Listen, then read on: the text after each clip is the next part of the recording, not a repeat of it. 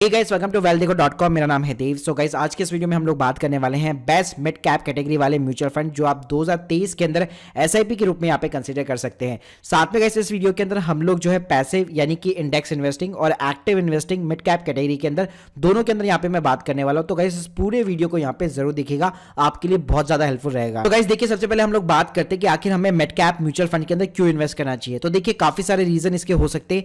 पहली चीज तो ये, अगर अब मैं कंपेयर करना चाहूँ एक स्मॉल कैप कैटेगरी के साथ में, तो काफी ज्यादा यहाँ पे रिस्क कम होता है और compare to large cap category यहाँ पे रिटर्न्स आपको अच्छे मिलते हैं लॉन्ग टर्म के लिए। साथ में गाइस जो मिड कैप वाली कंपनीज होती है वो ग्रो होके इतना ज्यादा ग्रो हो जाती है कि वन डे वो अपने आप में एक जो बेसिकली है लार्ज कैप कंपनी बन जाती है। एग्जांपल के लिए देना चाहो तो अब अडानी के स्टॉक देख सकते हैं, काफी ज्यादा कंपनियां उनकी जो है लार्ज कैप अब बन चुकी है। इसके अलावा गाइस यहाँ पे आपके पास में इन्वेस्टिंग के दो ऑप्शन होते हैं, या तो आप पैसे इन्वेस्टिंग यानी कि इंडेक्स इन्वेस्टिंग कर सकते हैं और या फिर आप एक्टिव म्यूचुअल फंड को यहाँ पे चूज कर सकते हैं। मेरी जो पर्सनल सजेशन रहेगी, आपको हमेशा पहले जो शुरुआत है वो हमेशा बेसिकली पैसिव इन्वेस्टिंग के साथ में करनी चाहिए, जो मिड कैप कैटेगरी के अंदर भी बहुत अच्छे तरीके से काम करता है। अब देखिए गाइस, अगर मैं मिड कैप यहाँ पे इंडेक्स इन्वेस्टिंग की बात करूं तो सिंपली मिड कैप 150 इंडेक्स चलता है, यानी कि 150 कंपनियां इसके अंदर बेसिकली शामिल होती है। 150 का मतलब ये होता है जैसे कि जो हमारा नेशनल स्टॉक एक्सचेंज है उसमें पहले आपका निफ्टी 50 चलता है, फिर नेक्स्ट 50 चलता है, फिर निफ्टी 100 चलता है। उसके बाद में गाइस क्या होता है, 101 से लेकर 291 तक की 51 तक की कंपनीज होती है, यानी कि जो ये 150 कंपनियों का कॉम्बिनेशन होता है वो पूरा का पूरा यहाँ पे आपका मिड कैप कैटेगरी के अंदर आता है। तो अभी राइट नाउ मार्केट के अंदर ना काफी सारे यहाँ पे जो इंडेक्स म्यूचुअल फंड्स है, अगर आप सभी में देखेंगे तो सबसे जो पुराना है वो यहाँ पे मोतीलाल ओसवाल का Nifty mid cap 150 index fund माना जाता है, जिसका एक्सपेंस रेशियो जस्ट 0.22% का है, एक साल का रिटर्न यानी ऑलमोस्ट इंडेक्स के बराबर है। उसके बाद में कहीं अगर आप सेकंड नंबर पे देखेंगे एयूएम साइज वाइज, तो यहाँ पे सबसे पुराना जो है निप्पॉन इंडिया का है, जिसमें 531 करोड़ रुपए लगे हुए और रिटर्न आपको ऑलमोस्ट सेम मिलेंगे। थोड़ा बहुत आपको फ्लक्चुएशन देखने को मिल सकता है पॉइंट्स के रिटर्न्स के अंदर, जो कि एक थोड़ा सा यहाँ पे ट्रैकिंग एरर वगैरह चलता है। लेकिन अगर मैं बात करूं एक्सपेंस रेशियो वाइज और एक लॉन्ग टर्म प्रोस्पेक्टिव के हिसाब से, तो आप डेफिनेटली यहाँ पे Motilal Oswal Nifty mid cap 150 index को चूज कर सकते हैं। इसके गाइस अगर मैं रिटर्न की बात करूं, एक साल के अंदर यहाँ पे इंडेक्स ने 2.44% का रिटर्न जनरेट करके दिया है। 3 साल की बात करूं तो 23% से भी ज्यादा का इसने सीजीआर निकाल के दिया है। और अगर आप ऑल टाइम भी देखेंगे तो ऑलमोस्ट इस म्यूचुअल फंड को यहाँ पे 3 साल हो चुके हैं और 3 साल के अंदर यहाँ पे 25% से भी ज्यादा का एनुअल सीजीआर इसने निकाल के दिया है। अब गाइस बात करते हैं हम लोग एक्टिव म्यूचुअल फंड्स की, जहां पे आपका एक्सपेंस रेशियो थोड़ा सा ज्यादा हो सकता है, लेकिन आपको इंडेक्स के कंपेयर में यहाँ पे ज्यादा रिटर्न मिलेंगे। तो गाइस इसमें यहाँ पे मैं फर्स्ट कैटेगरी पे जो रखना चाहूंगा वो पीजीआईएम इंडिया का मिड कैप जो है बेसिकली म्यूचुअल फंड को रखना चाहूंगा। इसके अंदर गाइस सबसे पहले चीज जो आपको ऑब्जर्व करने वाली बात यह है कि क्रिजल ने इसको 5 स्टार की रेटिंग दे रखी है और पिछले 3-4 साल से ये अपनी 5 स्टार की रेटिंग को यहाँ पे मेंटेन कर पा रहा है। फंड साइज की बात करें तो 7000 करोड़ से भी ज्यादा का इसके अंदर पैसा लगा हुआ है। पूरी जो इन्वेस्टमेंट कैटेगरी है उसमें ऑलमोस्ट ये मोर देन 3% अपने आप में कंट्रीब्यूट करता है। एक्सपेंस रेशियो की बात करें तो जस्ट 0.39% का एक्सपेंस रेशियो है, जबकि कैटेगरी एवरेज 0.85% का है। रिटर्न्स अगर आप देखेंगे तो पिछले 5 साल के अंदर इसने यहाँ पे 17% के सीजीआर निकाल के दिए, जबकि जो कैटेगरी है वो केवल 11% के ऊपर टिकी हुई है। प्लस अगर आप रैंकिंग भी इसकी चेक करेंगे पिछले 5 साल के अंदर, तो हमेशा ये टॉप 2 या फिर टॉप 3 नंबर के ऊपर रहा है पिछले 5 सालों के अंदर अपनी कैटेगरी के अंदर। साथ में गाइस अगर आप एसआईपी के रिटर्न भी यहाँ पे चेकआउट करते हैं तो आप देख सकते हैं पिछले 5 साल के अंदर मोर देन 95% का इसने एब्सोल्यूट रिटर्न बेसिकली जनरेट किया है। और सीजीआर निकालने की कोशिश करोगे तो एसआईपी के थ्रू यहाँ पे आपका मोर देन 27% के आसपास यहाँ पे सीजीआर निकलता है। इसके अलावा अगर मैं रिस्क रेशियो की बात करूं तो पिछले 3 साल के एवरेज के बेसिस पे स्टैंडर्ड डिविएशन बीटा आपको थोड़ा बहुत हाई मिलेगा as compare to category average, लेकिन उसके अगेंस्ट में अगर आप देखेंगे तो आपको शार्पन रेशियो, 10 ईयर रेशियो और जेसन अल्फा, यानी कि जितना आप रिस्क उठा रहे हैं उसके अगेंस्ट में आपको रिटर्न भी यहाँ पे पॉजिटिव देखने को मिल रहा है। यानी कि इस कंपेयर में अगर आप देखेंगे रिस्क और रेशियो के मामले में, तब भी ये यहाँ पे म्यूचुअल फंड बेटर साबित नजर आ रहा है। साथ में गाइस अगर यहाँ पे मैं कंपनीज की बात करूं तो 93% यहाँ पे इक्विटी होल्डिंग है, लार्ज कैप के अंदर 13% है और मिड कैप जैसे कि 39% है और इसके अंदर कुछ स्मॉल कैप इन्वेस्टमेंट भी है जो कि 23% है। अपने आप में एक एक्टिव म्यूचुअल फंड है, तो यहाँ पे जो फंड मैनेजर्स है वो अपने आप यहाँ पे मैनेज करता रहता है, लेकिन सेबी के नियम के अनुसार वो मिड कैप कैटेगरी को हमेशा यहाँ पे ज्यादा प्रेफरेंस देगा।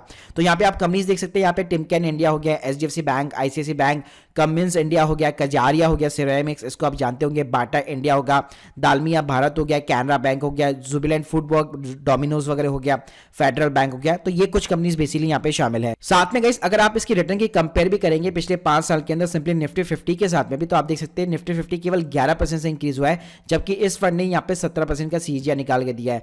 प्लस गाइस अगर आप यहाँ पे जो ईयरली वाइज भी यहाँ पे रिटर्न्स देखेंगे तो यहाँ पे केवल 2018 के अंदर जो मिड कैप कैटेगरी थी वो माइनस के अंदर गई थी, बाकी सब जगह यहाँ पे आपको 2016 से हमेशा पॉजिटिव के अंदर दिखने वाली है। और अच्छी बात है ऑलमोस्ट हर बार यहाँ पे इसने निफ्टी 50 को बीट किया है। इस साल डेफिनेटली इसने यहाँ पे 2022 के अंदर जो है रिटर्न यहाँ पे जनरेट अच्छे नहीं कर रखे, लेकिन अगर आप एक लॉन्ग टर्म पीरियड को लेकर चलते हैं एटलीस्ट 3 साल या 5 साल, तो आपको अच्छे रिटर्न यहाँ पे देखने को मिल सकते हैं। साथ में कैसे अगर मैं ड्रॉ डाउन की भी यहाँ पे बात करूं, जैसे कि कोरोना का टाइम आ गया Q1 के अंदर, तो आप देख सकते हैं निफ्टी 50 जहाँ पे 30% से गिरा था, वहीं पे इस फंड ने ड्रॉ डाउन के अंदर अपने आप को प्रोटेक्ट किया हुआ है, -20% से गिरा है, जबकि कैटेगरी एवरेज अपने आप में -24% से गिरा हुआ है। वैसे ही सेम कहानी 2022 के अंदर Q2 की भी है। यहाँ पे आप देख सकते हैं निफ्टी 50 10% से गिरा था, तो ये फंड केवल 9% से गिरा है। तो ऑलमोस्ट आप कह सकते हैं ड्रॉ डाउन के केस में भी अपने आप को ये प्रोटेक्ट करता है। सेकंड नंबर पे गाइस यहाँ पे मैं रखना चाहूंगा क्वांट के मिड कैप म्यूचुअल फंड को। क्वांट की पूरी एएमसी ने 2022 के अंदर धमाल किया है और उसके सिंपल से रीजन है अडानी के स्टॉक्स।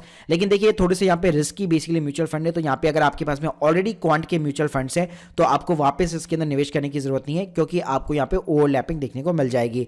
तो यहाँ पे मैं क्रिजल रेटिंग की बात करूं 5 स्टार की रेटिंग है। फंड साइज की बात करूं 1200 करोड़ का फंड साइज है। एक्सपेंड रेशियो 0.63% है, जो कि कैटेगरी एवरेज की कंपेयर में बिल्कुल कम है। रिटर्न्स की बात करूं तो यार आप पिछले 5 सालों के अंदर देख सकते हो हमेशा नंबर 1 रैंकिंग के ऊपर है। उसका रीजन सिंपल सा है, इसने बहुत ही अच्छे खासे जो है हाई रिस्क के ऊपर हाई रिटर्न यहाँ पे जनरेट करके दिए है। पिछले 5 सालों का सीएजीआर मोर देन 20% का सीएजीआर निकल के आया है।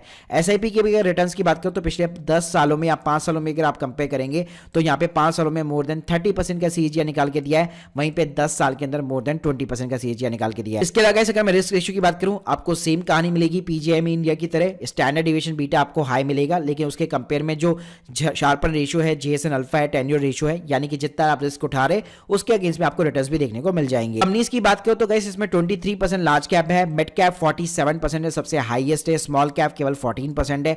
कंपनीज इसमें अगर आप देखेंगे तो पंजाब नेशनल बैंक मिल जाएगा आपको, escort limited, union bank of India, Linde India हो गया, और जैसे मैं बताया था कि अडानी की कंपनी यहाँ पे शामिल है। अडानी पोर्ट्स हो गया, बेसिकली पतंजलि फूड्स हो गया, इंडियन होटल्स हो गया, और रिसेंटली इन्होंने बिकाजी फूड इंटरनेशनल को भी यहाँ पे अपने पोर्टफोलियो में शामिल किया है। अगर आप इस फंड को यहाँ पे सिंपली निफ्टी 50 के साथ में भी कंपेयर करेंगे तो डेफिनेटली निफ्टी 50 को भी बीट करता है, और अपने आप में जो कैटेगरी है, अपनी जो खुद की कैटेगरी है, उसमें भी अगर आप पिछले 5 सालों की यहाँ पे रैंकिंग देखोगे हमेशा टॉप 5 कैटेगरी के अंदर आपको मिलने वाला है।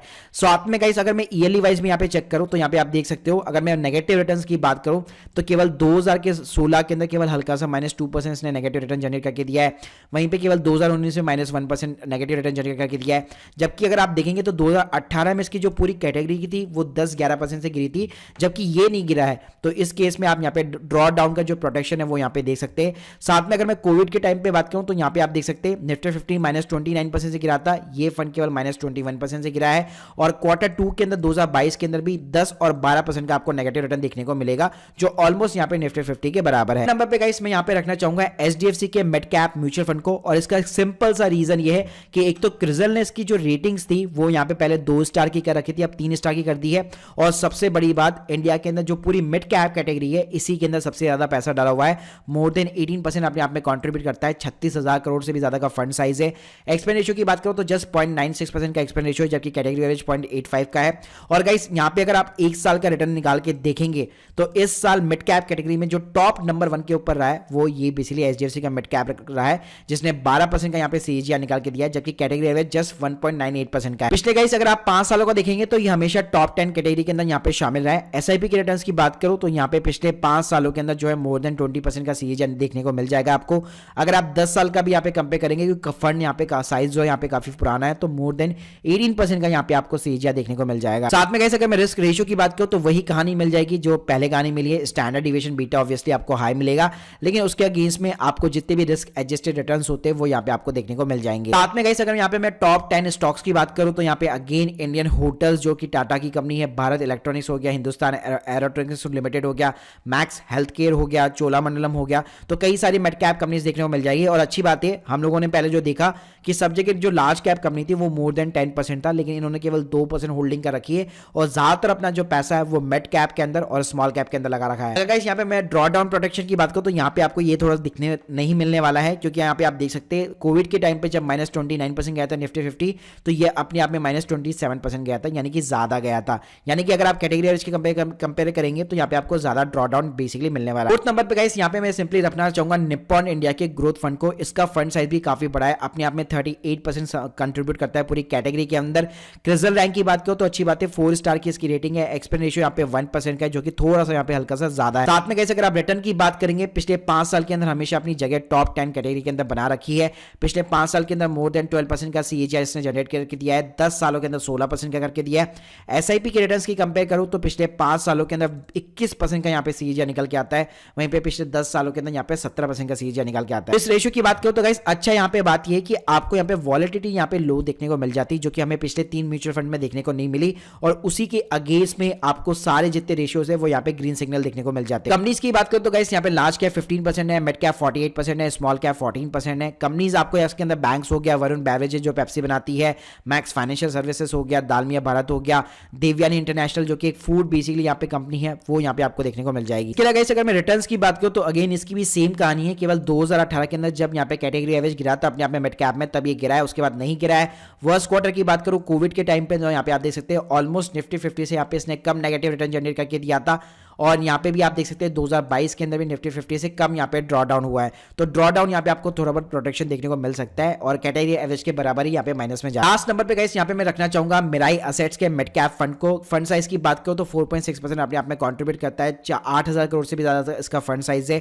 क्रिजल ने यहाँ पे इसको 4 स्टार की रेटिंग दे रखी है, एक्सपेंस रेशियो जस्ट 0.58% है, यानी कि काफी अच्छा है। रिटर्न्स गाइस अगर आप कंपेयर करेंगे तो पिछले 3 साल ज्यादा यहाँ टाइम नहीं हुआ इस फंड को, यहाँ पे पिछले 3 साल के अंदर टॉप 5 कैटेगरी में रहा है, और पिछले 3 सालों के अंदर यहाँ पे इसने 25% के सीजीआई निकाल के दिया है। एसआईपी के रिटर्न्स की बात करो तो यहाँ पे मोर देन 26% के सीजीआई निकाल के दिया है पिछले 3 सालों के अंदर। इसके गाइस अगर रेशियो की बात करेंगे तो स्टैंडर्ड डिविएशन बीटा हाई मिल जाएगा आपको कंपेयर टू कैटेगरी एवरेज, लेकिन उसके अगेंस्ट में अगेन आपको जेएसएल अल्फा ये सारी चीजें आपको पॉजिटिव देखने को मिलेगी। इसके अलावा गाइस अगर मैं कंपनीज की बात करूं तो मिड कैप ऑलमोस्ट 50% से यहाँ पे अबव है, और काफी अच्छी यहाँ पे एक बैंकिंग कंपनी वगैरह ले रखी है मिड कैप के अंदर, और यहाँ पे टीवीएस मोटर हो गया, एनटीपीसी यहाँ पे जो सरकारी कंपनीज है, पावर फाइनेंस सीपी लिमिटेड हो गया बेसिकली, यानी कि ज्यादातर जो है बेसिकली यहाँ पे आपको गवर्नमेंट सेक्टर देखने को मिल जाएगा। क्या लगा इस यहाँ पे मैं एनुअल रिटर्न्स की बात करूं तो ऑब्वियसली बात है 3 साल हुआ इस फंड को, ज्यादा टाइम नहीं हुआ है, तो जैसे हम लोगों ने 2016 के अंदर ड्रॉ डाउन देखा था मिड कैप कैटेगरी के अंदर, वो हमें यहाँ पे देखने को नहीं मिलेगा, और हमेशा यहाँ पे अभी तक पॉजिटिव रहा है, और निफ्टी 50 को भी इसने यहाँ पे बीट किया है, और अपने कैटेगरी एवरेज को भी यहाँ पे ऑलमोस्ट यहाँ पे बीट करता है। अगर यहाँ पे इसके मैं वर्स्ट क्वार्टर की बात करूँ तो यहाँ पे आप कोविड का टाइम देख सकते हैं 29%, 27%, यानी कि थोड़ा बहुत आपको प्रोटेक्शन देखने को मिल जाएगा।